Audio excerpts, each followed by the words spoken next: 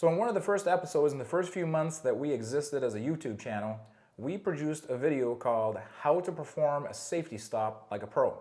We did. In that video, we talked about what a safety stop was, how to do a safety stop, when you should do a safety stop. And we gave you some tips and tricks on how to perform one and look like a professional doing it.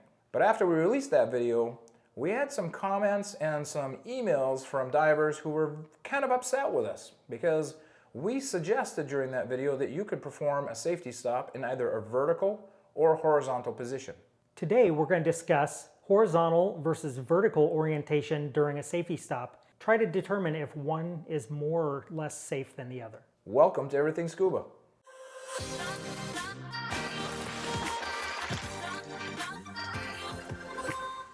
Hey guys, welcome back to Everything Scuba. I am Lyle. I'm Josh. Hey, it's been a while since we talked to you guys. We've been on a little bit of a hiatus here for a few months, but the channel's continued to grow, and we really appreciate all the support you guys have given us over the past few months. So we are excited to bring you some new videos. What do you got coming up, Josh? We're going to be continuing the side mount series, talk about different bungee styles, talk about how to rig up and set up your harness. Awesome. What about you? Well, we're going to continue the basic fundamentals of scuba diving series, which has been pretty popular amongst new divers. I have a new rebreather that I'm itching to get underwater, so I'm actually headed out to St. Croix here pretty soon in the U.S. Virgin Islands. Instructor Mark Nevin and I are going to be doing some advanced nitrox and deco procedures. I'm going to show you all about this brand new rebreather. Also, I'm going to be spending the next 2 weeks on St. Croix with course director Mark Lindsay. I am an IDC staff instructor, and I'm going to be working with Mark during the IDC. We brought you previous videos that I've talked about how to become a dive master, how to become a dive instructor. Well, I'm going to show you the inner workings of the IDC, the instructor development course, what goes on there, how do you train during it, and what's it like to go through that. Let's get to talking about that previous safety stop video though. So during our video, how to perform a safety stop like a pro, I showed you this image, this piece of film here when I was diving with my good friend Jeff Dykstra, who is the creator for Triton's Realm. If you haven't checked out his channel, link above, great channel. But Jeff is in this perfect, beautiful vertical position, legs are crossed, arms are crossed, and using his breath to control his position to maintain his chest compartment at 15 feet. Some of you were not very happy with that image of Jeff and weren't very happy about his position in the water being vertical. What did they have to say? So I saw comments like, there is zero reason to ever be in a vertical position while diving. I also read comments that said you should never be in a vertical position ever. You should always be horizontal while diving. So those are some very strong and absolute words. Now, Josh and I believe that there are some very definitive and absolute guidelines when it comes to safety during scuba diving. But when it comes to some things, it's not always that cut and dry. It's not always black and white. So some divers commented that you have to do a safety stop in a horizontal position because if you're in that horizontal position, all of your tissues will be off-gassing at the same rate. Some even said it was unsafe to do a vertical safety stop. But is it? Is it really that black and white?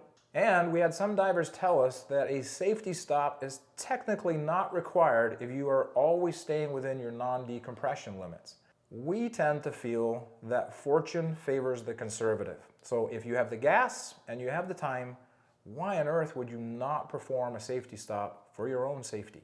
So what Josh and I did was we searched high and low through a variety of areas. We looked up Dan's medical literature, we looked up decompression theory articles, and we couldn't find anything definitive in terms of vertical versus a horizontal safety stop. Now, we're talking about recreational diving here. We're not talking about technical diving, but we're talking about a safety stop at the end of a recreational dive. And while we want to bring you always accurate information and we want to share answers with you when we can, in this instance, I'm not sure we can give you a definitive answer. But what we will do is discuss what we learned, the pros and cons versus horizontal and vertical position, and we'll even do a little math to show the difference in pressure. But if you know something that we don't, please share it in the comments. We're not too proud to learn from our viewers. But remember, folks, this is a conversation, not a confrontation. We love sharing ideas with our viewers, but we want to do it in a calm and non-offensive manner.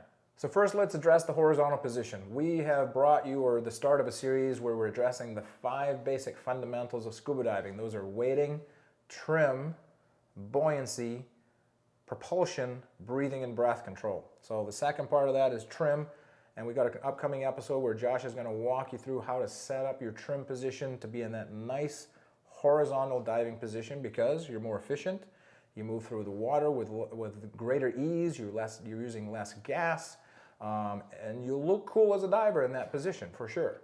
What other reasons should we be horizontal? What other issues would we have? The big ones that stand out to me, I'm a side mount instructor. Side mount, one of the biggest goals of that and one of the big advantages is it wants to put you in that nice horizontal position. Sure. It's very hard then to try to be in a vertical orientation if you're near the surface in side mount, because it wants to put you in that nice horizontal position. And particularly if you're in a dry suit. And particularly in a dry suit. It's easier to stay in that horizontal position. You don't have to worry about a neck seal burping air or closing a vent. Mm-hmm. It just makes more sense. And you're also a CCR diver. Sure. So closed circuit rebreather. I've learned very quickly that you want to remain in that horizontal position. There's some great articles, some great YouTube videos out there talking about some of the pressure differentials that can occur within the lungs of rebreather divers. So that horizontal position is a must. So what about the vertical position, Josh? For me, the one that I always think of is if I'm working as a guide or if I'm working as an instructor, it's a lot easier for me to see. I can see up to the boat if I'm in a vertical position, as well as watch other divers. If I need to chase someone down, if I have to constantly keep turning and looking up, a vertical position is just more comfortable for me. Sure. And there are some divers I've ran into, they've got some back issues. They feel it's difficult to maintain that completely horizontal position the entire safety stop. Other divers, if you're in an area where there's a lot of boat traffic, a lot of stuff up above, they will really want to be able to see above them. One of the other things we did in the previous safety stop video is we gave you a demonstration of horizontal versus vertical paper. And so I'm going to drop this horizontal piece of paper. Watch what happens. It kind of slowly floats to the ground. Josh is going to drop the vertical one.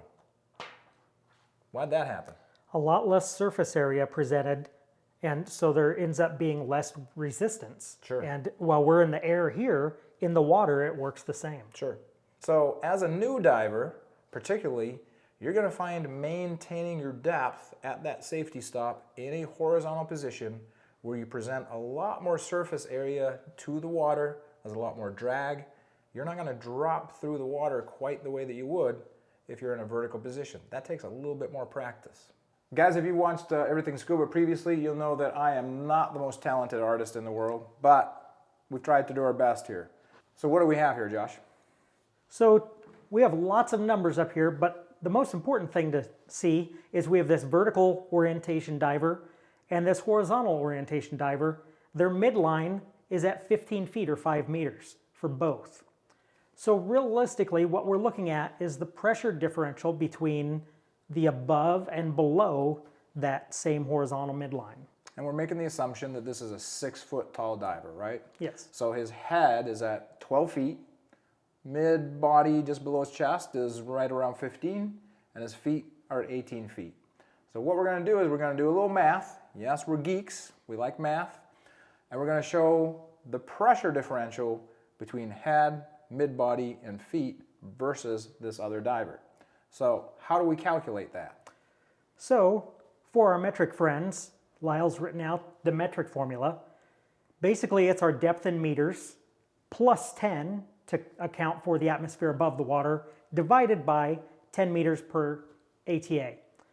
And for imperial, it's very similar, but instead of using meters, we're using feet. So our depth in feet plus 33 feet to account for that atmospheric pressure above the water divided by 33 feet per atmosphere. And then we can just plug in numbers. The diver's head, which we'll call that P1 for the first pressure, at 12 feet or 4 meters, his head is under 1.36 atmospheres of pressure. Pressure 2, mid-body, just below thorax there, 1.45 with a difference of about 0.09, 0.1 atmospheres. Then pressure 3, 18 feet or 6 meters, his feet would be at 1.55 ATA.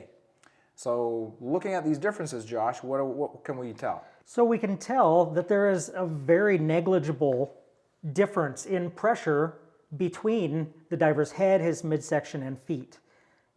And just to put it in perspective a little bit more, this 0.09 or 0.1 ATA, if we use 14.7 as the standard pounds per square inch for 1 atmosphere, we're talking 1.47 psi. I think I can blow harder than that. Essentially, yes. Right. That's a very negligible amount. So what we're seeing is the pressure differential in a vertical versus a horizontal position, not huge.